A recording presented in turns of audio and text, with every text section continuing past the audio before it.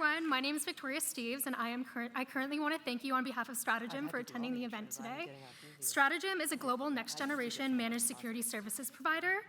In 2015, we successfully launched North America's premier cloud-based security as a service, an end-to-end security platform that offers enterprise clients world-class managed detection and response. Stratagem is showcasing Canadian thought leadership in solving the security challenge, and we're very proud to foster an environment where women make up 40% of our team of 47. Speaking of women in the industry, I'm honored to introduce to you the following women on the panel for today's discussion. Ashley Hall, Manager of Business Technology Risk and Information Security at TD Bank. Anne Genge, co-founder of Alexio Corporation. Marcia Sequeira, Country Manager and VP at Trend Micro. Shelley Wark-Martyn, Business Development and Brand Ambassador at Sands Business Development. And your moderator, Heather Ricciuto, Global Leader of Security and Academic Outreach at IBM Security. Up, girls. Thank you. Good afternoon, everyone. Hopefully you're not all too sleepy after lunch, and we can have an engaging conversation here this afternoon. So I'd like to just take a moment to introduce all of our panelists and tell you a little bit about each of them. They have very impressive bios that you all can read in the app. However, I'll just give you a brief introduction. So Ashley Hall. Ashley joined TD in 2014 and currently works as a manager in the Business Technology Risk and Information Security team. She is responsible for strategic planning, strategic initiatives, and executive level communications. She previously held positions leading talent management, cyber awareness, and technology change management initiatives. And prior to being at TD, she held numerous roles in healthcare and academia. Anne Genge is a CDM 2020 Global Cyber Defense Award winner for Most Innovative Woman in Cybersecurity. She is a certified information privacy professional with a specialization in healthcare as well. So we've got a bit of a theme going on here. And she also holds certifications for HIPAA security and PCI compliance. Okay. In 2017, she co-founded Alexio Corporation, now a national and global award-winning cybersecurity. And she is particularly passionate about educating people to protect their personal information. Marcia has built her career around cybersecurity with 15 plus years of experience in global strategic business development and global sales. She has created, led, and fostered worldwide long-term partnerships where she has honed her skills in collaboration, adaptation, and communication. All skills I think that we heard this morning's career panel are needed in this industry, correct? Today, her role is Country Manager and VP of Trend Micro Canada, and she is responsible for managing and executing Trend Micro's Canadian Business Unit initiative strategies and goals. And finally, Shelley Wark-Martyn. Shelley enjoys a career as an entrepreneur in business and personal development with companies in the United States and Canada. She has spent the past 20 years in business development, training, and strategically building strong organizations. Over the past 6 years, she has represented Sands in her role as business development and brand ambassador. And I will leave the rest of the bios up to you to read so that we can get to the conversation, because these women have a lot of achievements. All right, so we heard references this morning to several reports all around cybersecurity and the skills gap and the gender gap. One that was referenced this morning was the most recent ISC Squared Women in Cybersecurity report, and among other things, that report indicated that even though men still outnumber women in cybersecurity by 3 to 1, more women actually are joining the field now, and they are gunning for leadership positions. So although the representation in leadership positions may still be lagging depending what report you read, this report indicates that we are gunning for leadership positions, and we are coming in with higher levels of education and more certifications than our male counterparts. And so it appears that women are finally asserting themselves in the profession. Part of that, I think, is that something that plays an important role in that is mentoring, right? So that's really what we're here to talk to today, as well as upskilling. So let's start with this question for each of you. Have mentoring relationships played a significant role in your careers, either formally or informally? And if so, how? So let's start with you, Marcia, if you don't mind. Sure, absolutely. Well, first of all, hello, everybody. This is amazing, amazing venue and opportunity to share our experiences and have this conversation with all of you today. I've been very lucky and fortunate. I had wonderful mentors throughout my career. I have to tell you, all of them have been men. And just because the cybersecurity, not a lot of women at the beginning of my career. And throughout, the different positions, and I had, if you take a look at my bio, different positions throughout my career: sales, business development, marketing. And I have found that the mentors has always been a very natural conversation. They came to me or I went up to them and said, I need help. Can you guide me? Or I don't know this answer. And they have always helped me along the way. And,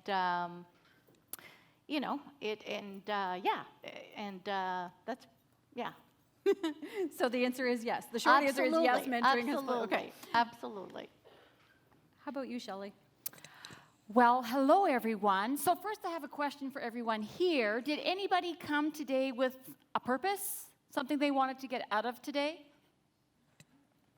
Can you put your hands up high? Because I don't see any hands. Perfect.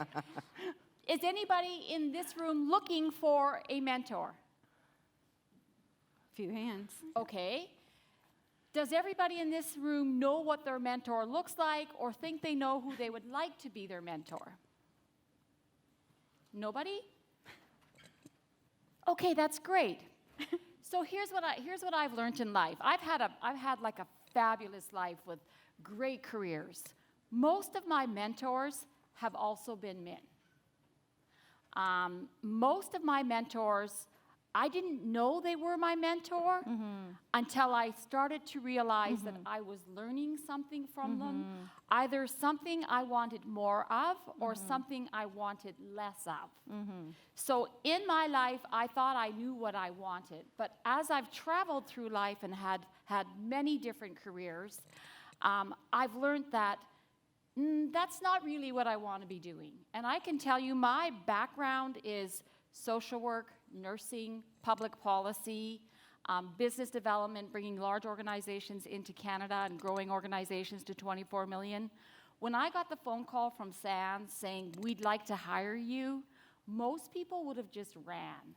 I entertained them with the conversation for 18 months because I had no idea what they were talking about. Now, here's the secret. Because they had done their work and found me, the first secret in getting a mentor is to realize if somebody's asking you to do something or to think about something, be open to that. Don't try to figure it out. They'll help you.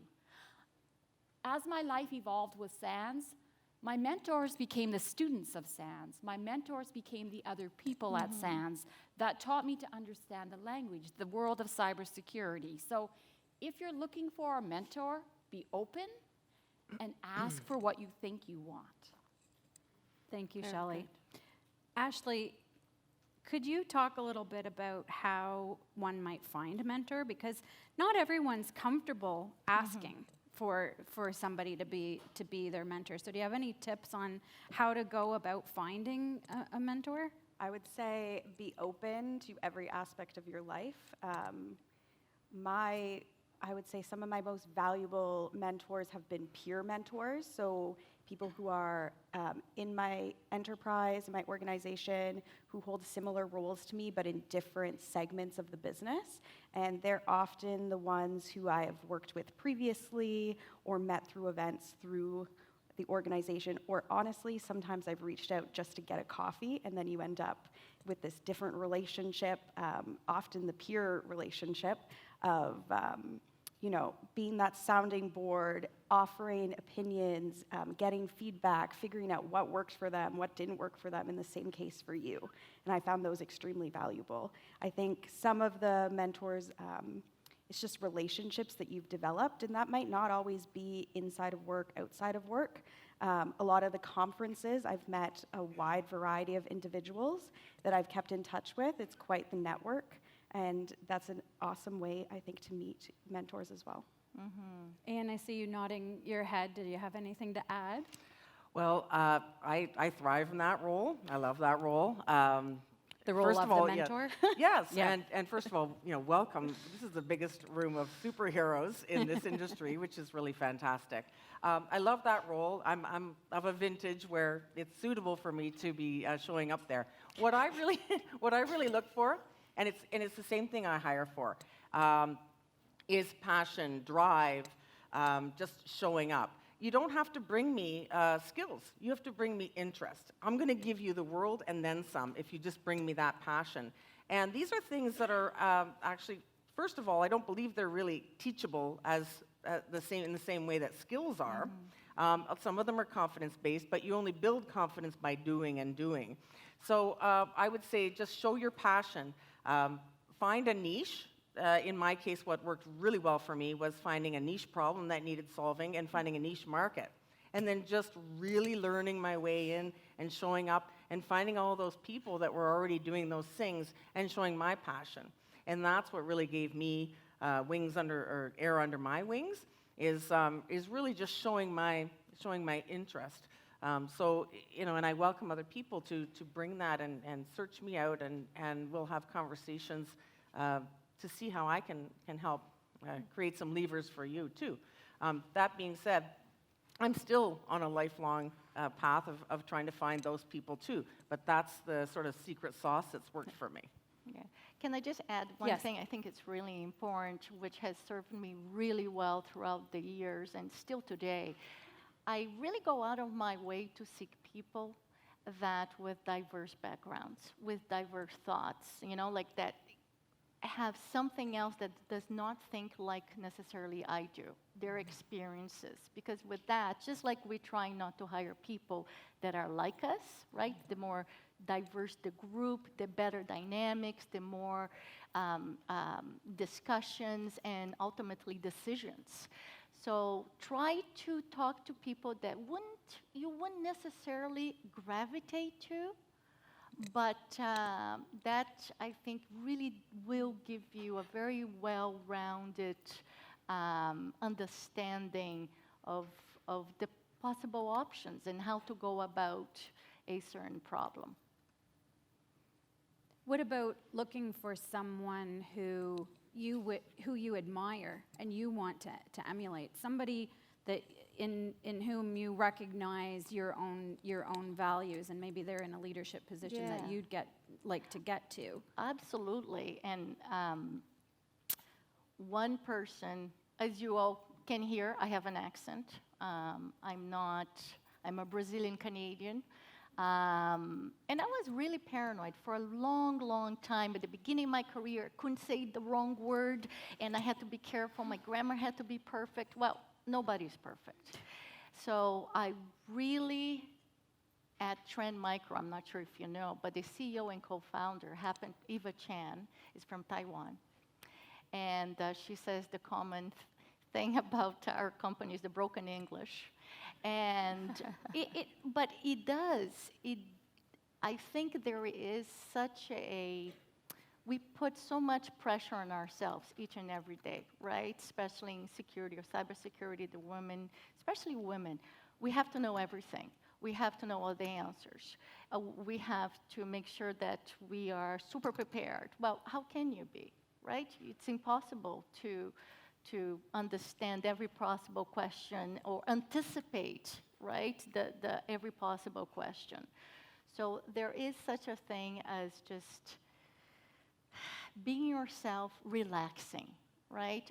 You have to give, I think, at times ourselves a break, right? As you said, you don't know everything. It's okay to ask people, what does that mean? Can you explain to me? That is very powerful, very, very powerful. Now, it's your responsibility afterwards, if you don't know the answer, to make sure that you go back and to let them know what they answer. But it's okay to say you don't know, you don't have the answer. Right, it is.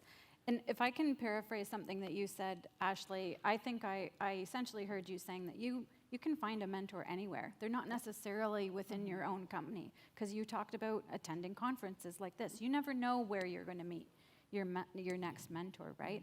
So let me ask all of you now what each of you are doing to mentor others. Shelley and Marcia, I think both of you mentioned that most or all of your mentors have been men. So are you actively doing something now to be a female role model in the business and mentor other women? Go ahead, Yes, I mentor people. Oh, where's my mic? I mentor people in all kinds of different industries, not just the industry that I'm in. I'm open, I'm approachable. So I mentor people that are CISOs, presidents of companies. I mentor people that really want to impact or make a change in their life. And I also believe that individuals can have more than one mentor. Right now in my life, I probably have a dozen mentors that are mentoring me in different aspects of things that I want to achieve or that I want to know. And so in my mentoring and giving back, I'm very active in any organizations that have to do with growing women, diversity, immigrants, workers who want to change careers. I live in Calgary, Alberta. Of course, we have a lot of people who had great jobs who no longer have great jobs. And just working with them to see a future is part of the mentoring and giving them hope. So mentoring and giving back is a big part of what I believe in, because I feel I ask so much of everyone, because everybody, even in this room, is teaching me still. Yeah, no, I agree. I really enjoy it, first of all. I enjoy talking to people. I enjoy sharing what I've been through. And not only within Trend Micro, we have different programs, women forums and so forth, but as well as outside. As an example, my son used to go to University of Toronto, and one of his friends worked at Rotman College at university, and she asked me to be part of a panel at Rotman Commerce Women Leadership Symposium. I met all kinds of really such talented young women and men, and one of them came to me, and she was studying European studies and French. Nothing to do with business, nothing to do with cybersecurity or security, and today, and we kept in contact, and today she's working at a AI company. Like, you wouldn't think so, and she just loves it. But that conversation with her, and maybe mentoring her, but guiding her to look beyond what she had studied and how that her skills could apply elsewhere. And she loves it, so I'm thrilled. So for me, as the CEO of a very young company, really in hypergrowth, I'm constantly searching for the best brains. And it's going to be those who are sort of my kids' age now, right, that are bringing all these best ideas. I believe in doing it on an individual basis. We're also, I just want to give a shout out to a fantastic organization in the GTA. It's STEM for Girls. It's called Hervolution. They do a lot of, they have a fantastic amount of initiatives serving camps for young girls and boys now, and bringing STEM to underserved youth. We do other things that are very exciting for me, like sponsoring the Ryerson Formula Racing team. These are engineering students that build a race car from scratch. even if it wasn't a part of my core, to really enjoy that and have a lot of fun working with people that are bringing all these new ideas on how to solve what really is a global crisis, right? Cybersecurity is a global crisis. It just makes good business sense to do it also, because that's how you're going to build your organization. So if anything about what I do is interesting, please seek me out and make a connection, and maybe we're going to have some place really cool to go. I would say that I mentor individuals from a wide range of industries, coming from I would say I'm the least technical person in my department, and I'll be the first to admit that. And I love giving back to different associations that I'm a part of, going to cybersecurity conferences, going to hackathons, where there's high school students and young women who are in university, who are not necessarily in cybersecurity, where I can give that perspective that not every job in technology, not every job in cybersecurity is a technical one. And the skills that you're gaining in whatever career you're in or whatever study you're in have transferable skills. And if you want to be in technology and you want to be in cybersecurity, there is a place for everyone. And you do not have to be technical. And I think that's the main message I try to give back the most is you can be whoever you want to be in any job you want to be in, and all your skills are transferable. Absolutely, absolutely. And we heard some discussion this morning about the importance of adaptability and flexibility. Those are key survival skills in this industry, right?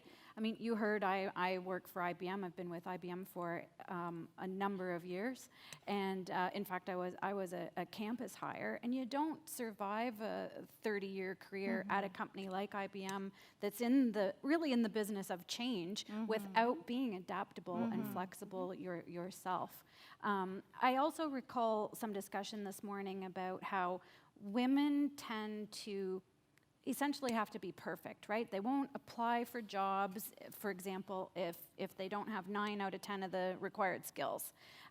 So in mentoring other people, in mentoring other women in particular, do you find yourself encouraging them to get over that need to be perfect and just go for it? Absolutely. I know I do.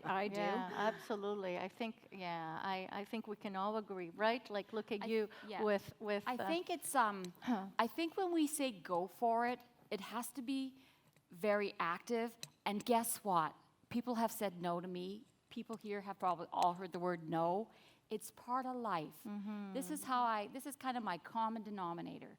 I figure the worst thing that could ever happen to me in life is I would be dead. Right? Everything else I can come back from. But once I'm dead, game over.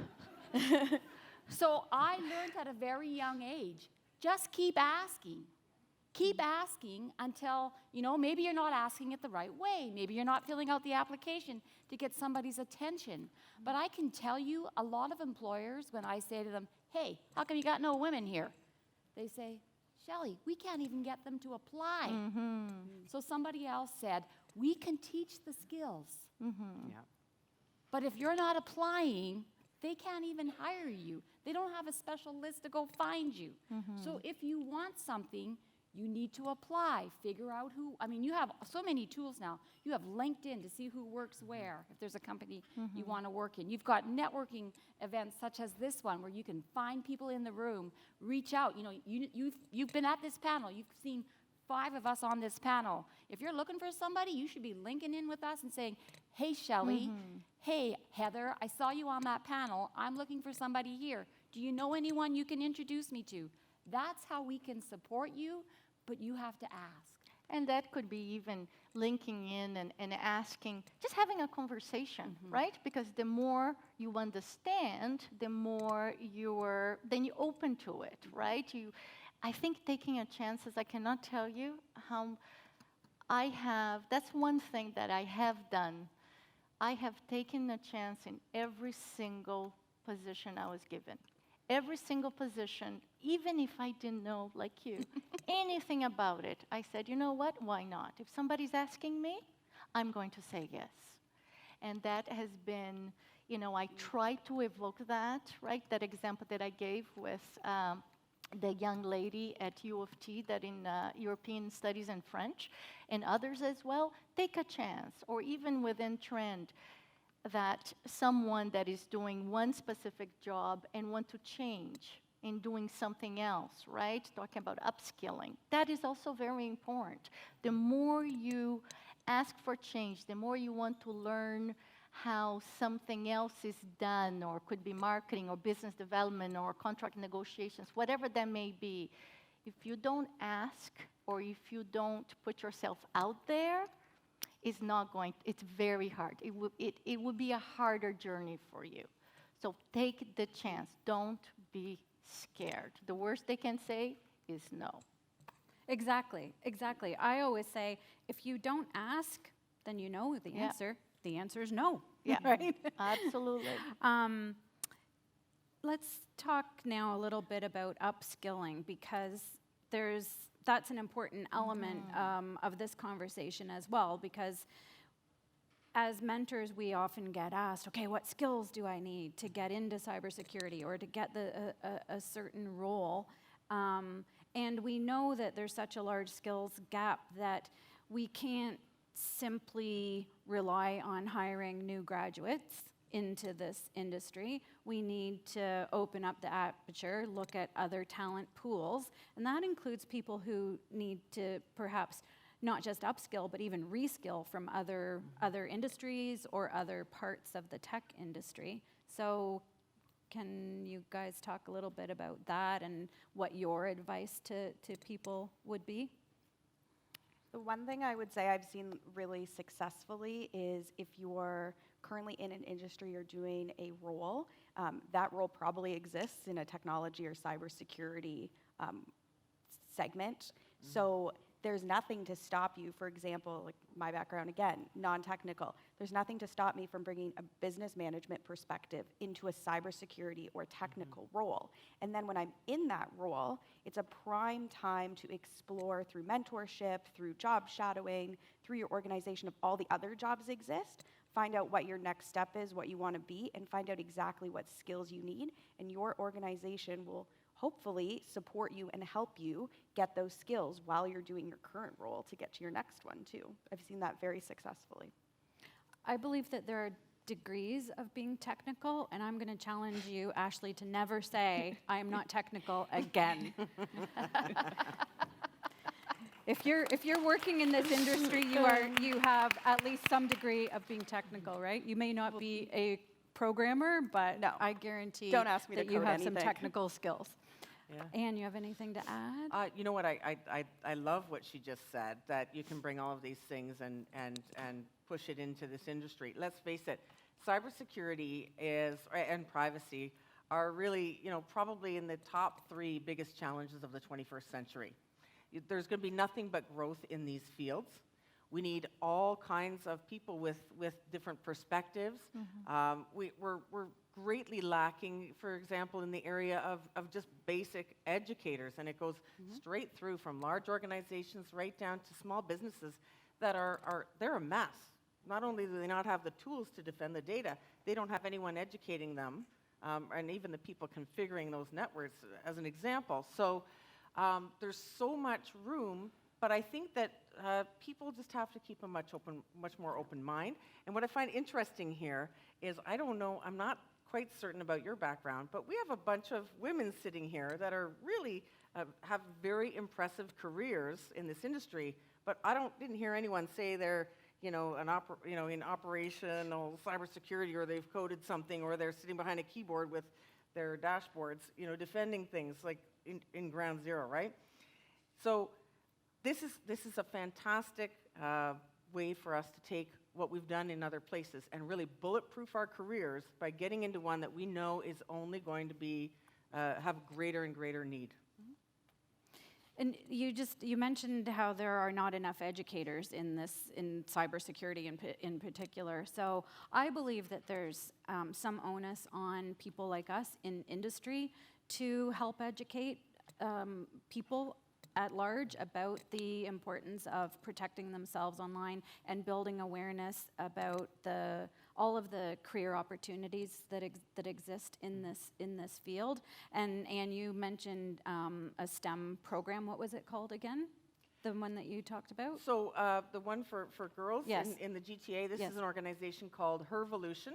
Oh, yes. It's got some really nice, it was started by a wonderful woman who didn't have a STEM background. Her name is Doina Onsell, and she wanted to create something different and attract girls to this. Now they have affected the lives of, I think, something like 4,000 to 5,000 kids through their programs and have some really big heavyweight sponsors. But this was just started by a woman. You can see her story anywhere. It's an incredible story. But very important programming like that is really necessary. And people like us have to show up and really not just sponsor, but be there, be visible. You know, it's that whole, if they see it, they can be it thing. Exactly. Right? The visibility. Right, which is the positive way of saying she can't be what she can't see, right? That is Yeah. If you can see it, Yeah. you can be it. Many of you in the room who know me, you know I'm very passionate about that topic, and if you've visited our IBM booth, then you've certainly heard about our Cyber Day for Girls program, which also has just as of last week, we've reached just over 6,000 girls around the world in 11 countries, and we started that program right here in the GTA. Our very first one was held at our IBM headquarters in Markham, and that program is going strong. And there are many like Hervolution and Cyber Day for Girls and others that I encourage all of you to get involved in. What about, part of, well, attracting talent is one thing, but retention is another challenge that we face in the industry. Are any of your organizations engaged in talent programs for your employees to keep their skills up? And can you talk about that? Well, SANS, as someone who does a lot of business with SANS, they do allow me to take any course that I would like. Anybody who's been to the SANS course knows that's a lot of work. But it's great training, so I'm allowed to take any. My children are allowed to take any training, as is my spouse, also allowed to do any of the training courses that SANS offers. We can take 2 or 3 a year. They also support us going to conferences or training outside of industry and outside of our skill set. So if I want to go to a conference on what all golfers do, they would encourage me to do that, because it's nothing that I do in my everyday, but it's part of changing how you think every day and how you look at things, and it's being with people who think differently than the people that I hang around with most. So they very much encourage personal development and ongoing personal development. And I'm not sure if you can speak to this, Shelley, but do they not have a program going on in Toronto right now specifically for women to retrain? Well, SANS has a wonderful partnership, and the partnership part is key with Rogers Cybersecurity Catalyst, Ryerson, Rushmi, who was on the stage earlier. I mean, I'm gonna share with you, I shared with somebody else earlier, that was a program that started with Rushmi having a whole lot of ideas, Shelley having a whole lot of ideas, and we met at Sector 2 years ago at the same table over a cup of coffee. And from 2 women, great things came. Now, this is a program that doesn't work like anything that you could write out or find somewhere else. It's totally unique. It's doing things differently. It's training career changers, immigrant women, I'm forgetting the other one. New Canadians in cybersecurity, because we have a job shortage. It's companies that said, we're hiring, but we know there's not enough people to even take the positions if we filled them all. So we need more people in the industry. So this program, and they have a booth here, I encourage you to go over, ask about the program, is a program where there's some individuals getting $20,000 worth of training skill sets for $500 because they applied, because they were able to get through all the processes to be one of those people. It's a wonderful program.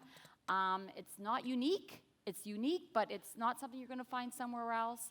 And so in this industry, you have to be creative with how you're going to land where you want to land, and how you're going to hire the people that you want to hire, and how you're going to keep the people that you do hire. Yeah.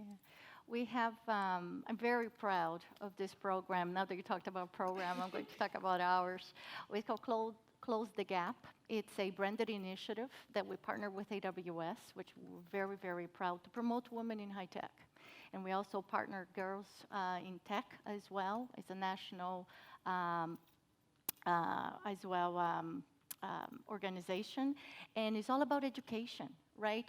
Is providing those conversations, is training. And that has been so, I really, truly enjoyed it. I've spoken to different women from all over the world, that teachers that wanted all of a sudden to get into high tech, as an example, right? Artists, and just how do I go about it? So just giving them that opportunity. I'm also very proud at Trend. We're going to be starting to launch a women's forum. As a global company, that is very, very important. Different BUs, different business units all over the world. So have that opportunity to connect to different women at all levels, right? At all levels. Just to support each other, to share experiences. So that I'm very, very excited. And regionally, we get together all the time, lunch and learns. We also invite men, by the way. It's not only women. Very important for men to be part of that conversation as well.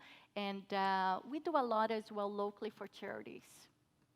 For, that's important. Something that we're passionate about could be immigration, could be, women re-entering the workforce, right? And so forth. So we try to truly provide a balanced, caring workplace.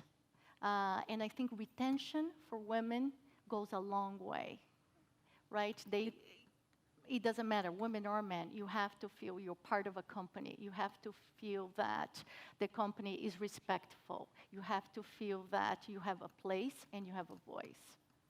And actually, for everyone in the audience, if you're sitting there thinking, oh, well, my company doesn't have something like that, I challenge you to go start.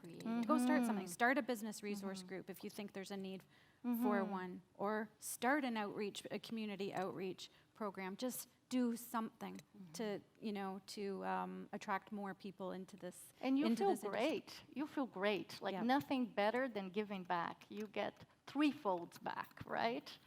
So. But also, it doesn't make sense for companies to lose great people. Oh, No. absolutely. We don't have a cap on what we'll spend on somebody in a year. We're a much smaller organization, but we operate in a very niche market. But for example, one of my team members last year, we spent $10,000 on their education, right? One of the things was engaging with your organization. But the thing is this, it takes me a long time to get someone to the point of being, where they need to be. I don't want to lose that person. So if I'm already not doing enough, I would want people in my organization to bring it to me.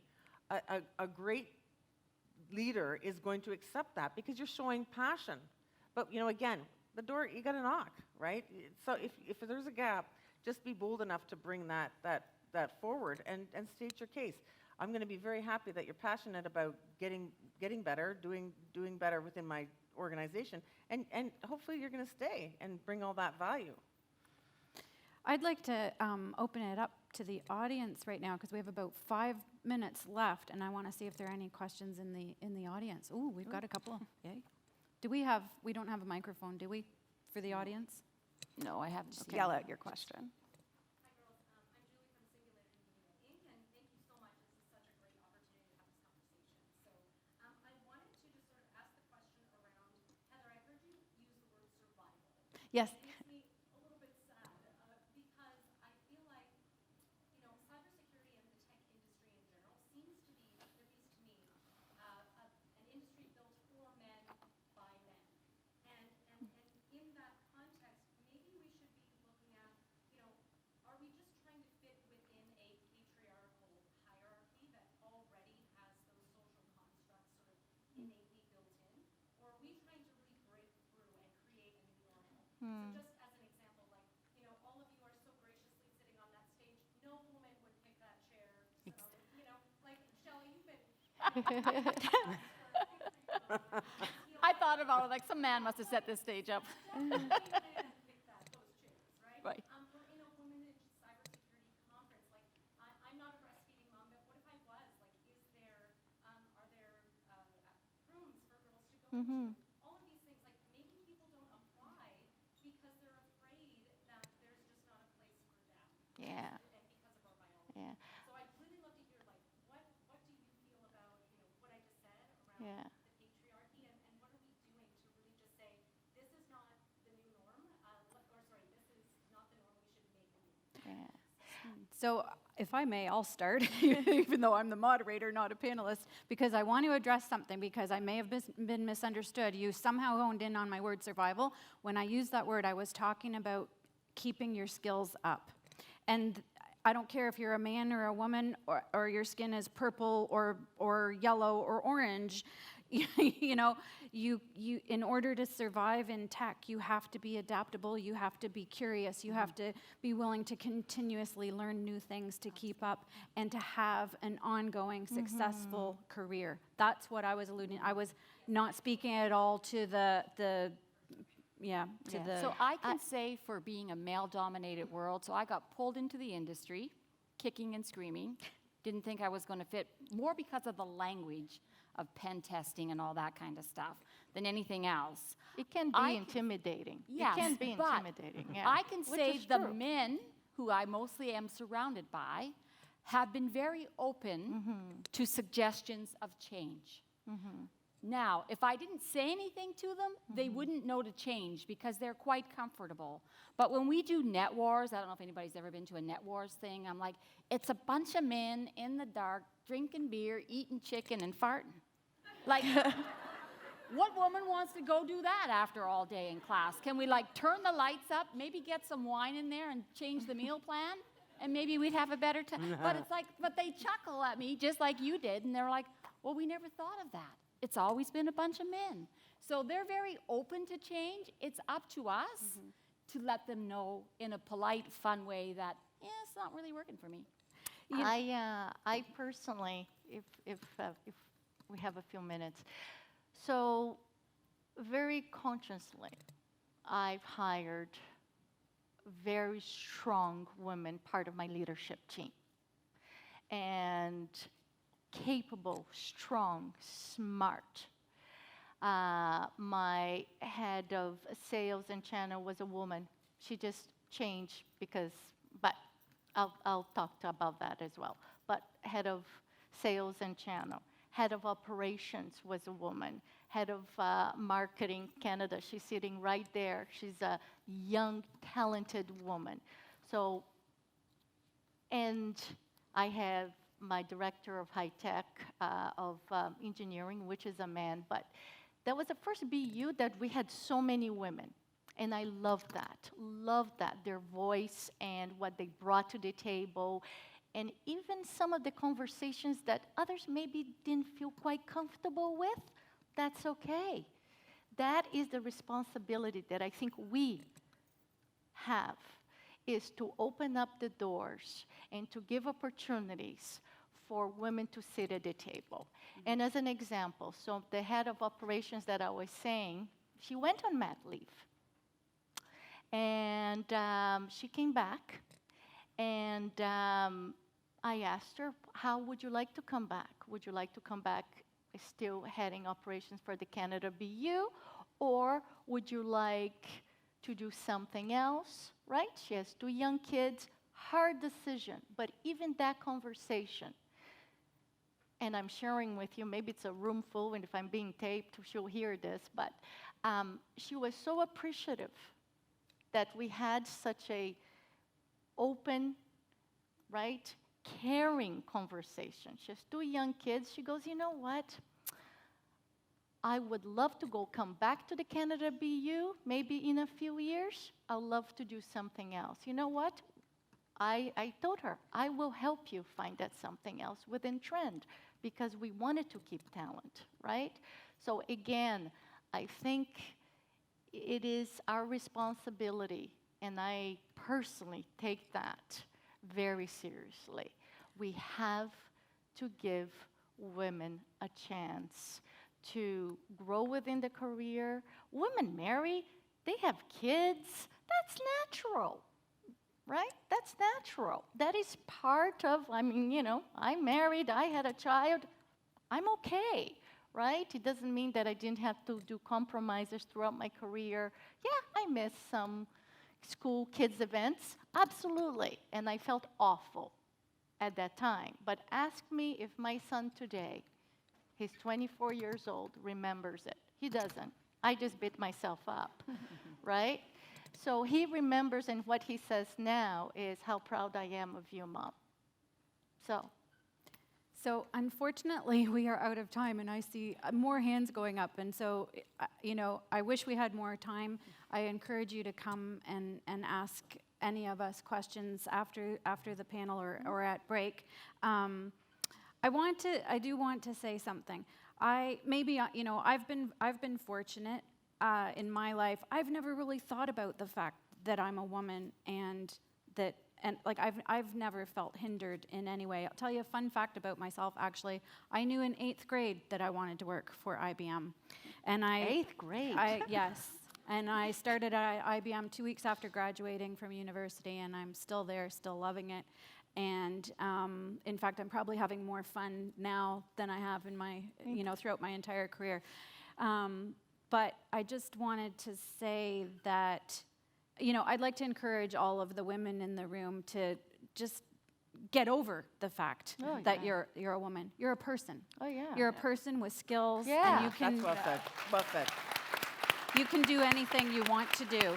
Yeah. I think I was fortunate in my life. My mother, I don't know, just growing up, I always felt that I could do or be anything I wanted to be. And it wasn't anything specific that she said. It was what she didn't say. She never said I couldn't do what I wanted to do. So I encourage all of you, and I know in our CEO, Ginny Rometty, I often use this quote of hers. She is often heard saying, do not let anyone define who you are. Only you can define who you are. Would you all agree? Absolutely. And So I would say, absolutely. like, don't be afraid to speak up. I see that a lot of, like, you know, you don't want to make a scene, you don't want to cause trouble, you don't want to be that person. But, you know, throughout my career, if I didn't speak up and say, I want a new opportunity, I want to be this, how am I going to get there? You know, the responsibility is on us too, whether it's a male-dominated field, a women-dominated field, like, you have to take ownership of your career too. Thank you, Ashley. So I'd like to wrap things up by thanking all of our panelists and encourage everyone in the audience, if you do not have a mentor, go find a mentor. If you are not mentoring someone, go find a mentee. And go visit all of the booths and see what free learning you can get from industry partners like us. Thank you. Thank you. Great job.